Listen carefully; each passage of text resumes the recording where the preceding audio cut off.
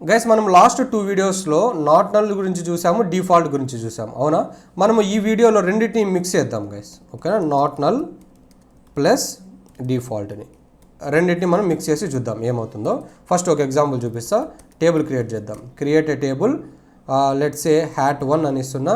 ఇక్కడ columns create చేస్తున్నా. ఏ ఇంట్ అని ఇస్తున్నా అండ్ బి వచ్చి var అని తీసుకుందాం, ఓకేనా? ఇప్పుడు బాగా వినండి గైస్. నేను ఇంతకుముందు బీకి అంటే ఏదైనా ఒక కాలంకి నాట్ నల్ అని పెట్టింటే ఏం జరిగింది, నేను ఏదైనా సరే నల్ వాల్యూని ఇన్సర్ట్ చేయడానికి ట్రై చేస్తుంటే మనకి ఎర్రర్ వచ్చింది, అవునా? సో ఇప్పుడు నేను ఈ టేబుల్కి నల్ వాల్యూని ఇన్సర్ట్ చేస్తే ఏమవుతుంది, ఎర్రర్ వస్తుంది. బట్ నేను ఇక్కడ ఏం చేస్తున్నానంటే స్పేస్ ఇచ్చి నాట్ నల్ తర్వాత డిఫాల్ట్ అని ఒకటి పెడుతున్నా. డిఫాల్ట్ అని పెట్టి దీనికి ఒక వాల్యూ ఇస్తా. సేమ్ ఇంతకుముందు యాపిల్ తీసుకున్నా కదా, ఇక్కడ కూడా యాపిల్ అని తీసుకుంటా. అప్పుడు ఏమవుతుందంటే గైస్, నేను ఇప్పుడు ఈ బీ కాలంలోకి నల్ వాల్యూని ఇన్సర్ట్ చేస్తే నాకు ఇప్పుడు ఎర్రర్ రాదు. ఈ ఇక్కడ నాట్ నల్ ఇచ్చా, ఎందుకంటే ఇక్కడ నాకు డిఫాల్ట్ అని ఉంది కదా, అప్పుడు డిఫాల్ట్ వాల్యూ ఏదైతే ఉందో అది ఇన్సర్ట్ అయిపోతుంది. సో మీరు బాగా గుర్తుపెట్టుకోండి. ఇక్కడ బాగా గుర్తుపెట్టుకోవాల్సిన పాయింట్ ఏమి అంటే, ఓన్లీ నాట్ నల్ ఇస్తే మీరు నల్ వాల్యూస్ని ఇన్సర్ట్ చేయాలని ట్రై చేస్తే మనకు ఎర్రర్ వస్తుంది.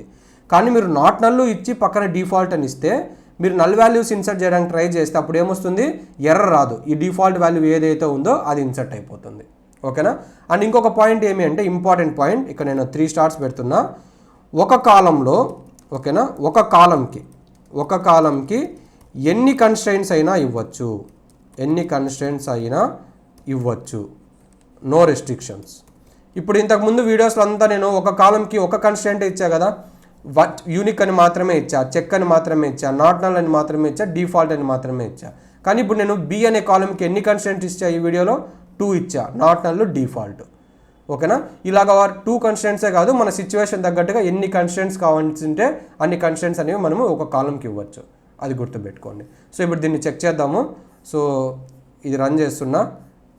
సో ఇది ఎర్రర్ వచ్చింది, ఇది invalid default value for B అంట.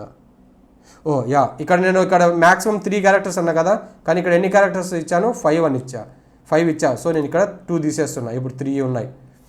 సో దీన్ని రన్ చేసా. ఇప్పుడు గ్రీన్ కలర్ టిక్ మార్క్ వచ్చింది, అంటే టేబుల్ అనేది క్రియేట్ అయింది. ఇప్పుడు చూడండి, నేను నల్ డేటా ఇన్సర్ట్ చేస్తే ట్రై చేస్తా. Insert into hat1 values, only ఏలోకి మాత్రమే ఇన్సర్ట్ చేయాలి. నేను ఏ అని ఇక్కడ పెడుతున్నా, ఇక్కడ 1 అని ఇచ్చా.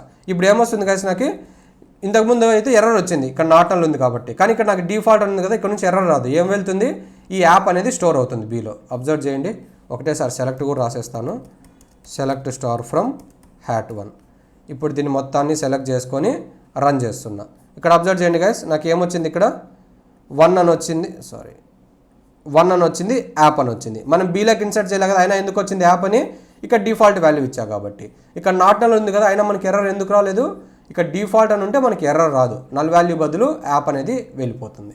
సో ఇప్పుడు అర్థమైంది కదా, నాట్ నల్ ప్లస్ డిఫాల్ట్ అనేసి ఏం జరుగుతుందో అని. మీరు గుర్తుపెట్టుకోవాల్సిన ఇంపార్టెంట్ 3 స్టార్ పాయింట్, ఒక కాలంకి ఎన్ని కన్స్ట్రెయింట్స్ అయినా ఉండొచ్చు, నో రెస్ట్రిక్షన్స్. యా.